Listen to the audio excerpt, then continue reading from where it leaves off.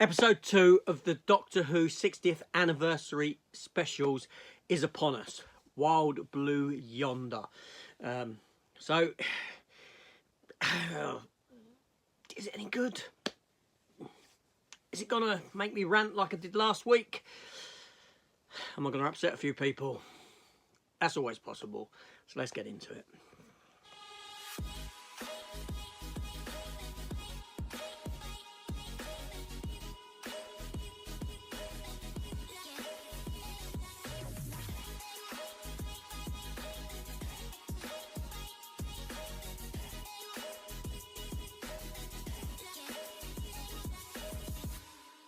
So hello ladies and gentlemen, boys and girls, and welcome back to the channel, and welcome to my review for Wild Blue Yonder.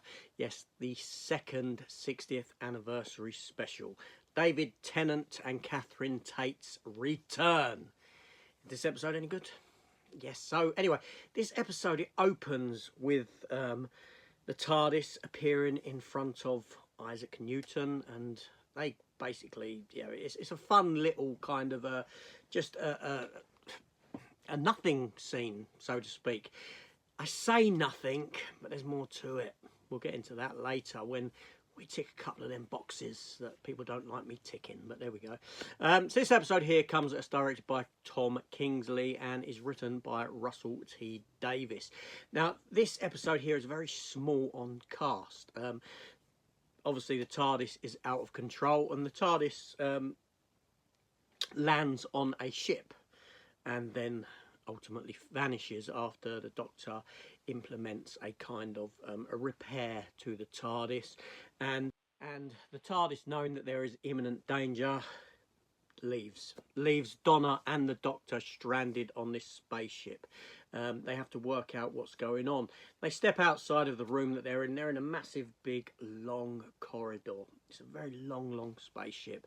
And they see something in the distance, which they attempt to approach. And it turns out to be this robot. And the robot's just stationary, essentially.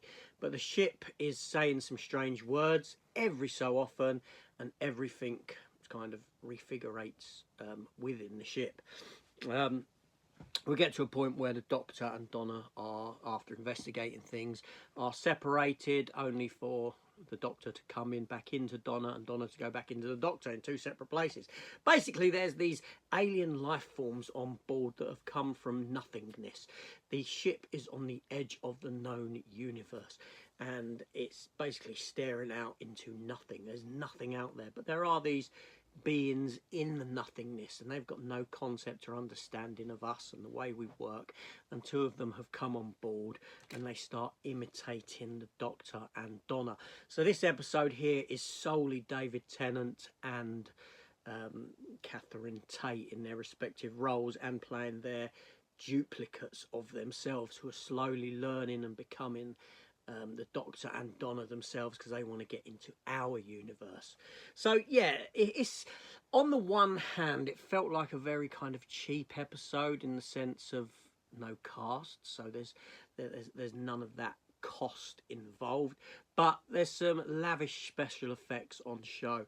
The episodes want to show you that they're playing in a sort of grandiose play park, that they've got more money to burn for the visual effects that they want to put on offer, and thusly it does look pretty good. But also some of the visual effects do fail as well. They do drop the ball with some of that.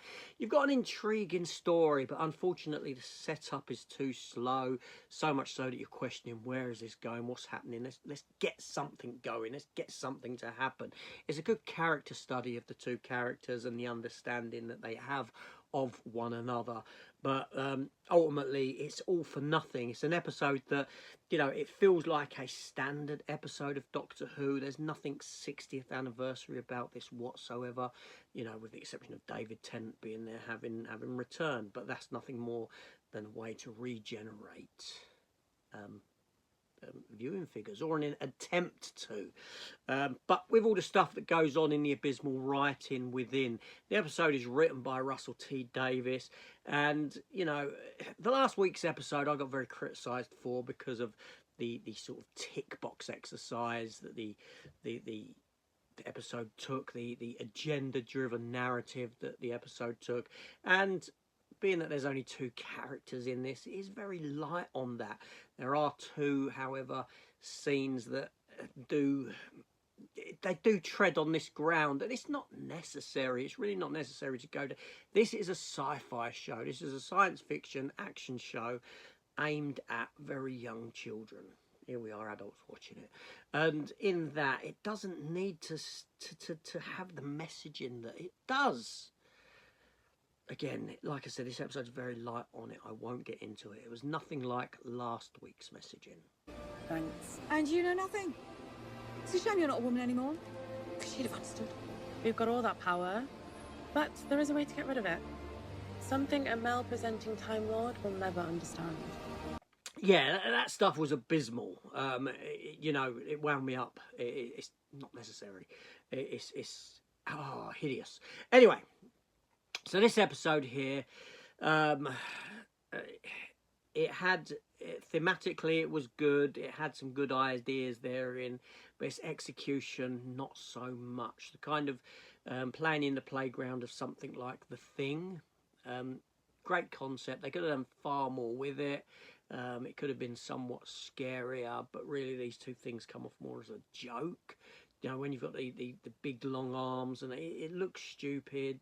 They could have made this far more edgy than what it actually was, this storyline, and that would have been far better for it. But anyway, so yeah, I don't know. The highlight of this episode is obviously Bernard Cribbins at the end. God rest his soul.